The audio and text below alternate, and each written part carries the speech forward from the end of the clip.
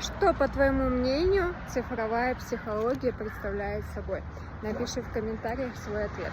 Ну а я тебе скажу, что цифровая психология очень круто меняет твою жизнь. Она раскрывает твою личность, она раскрывает твою духовность, реализацию.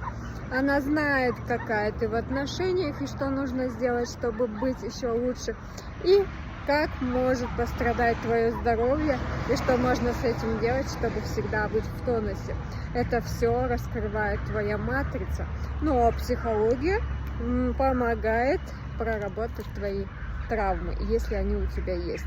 И, естественно, это делается уже по твоей матрице, по твоим цифрам и по твоей энергии.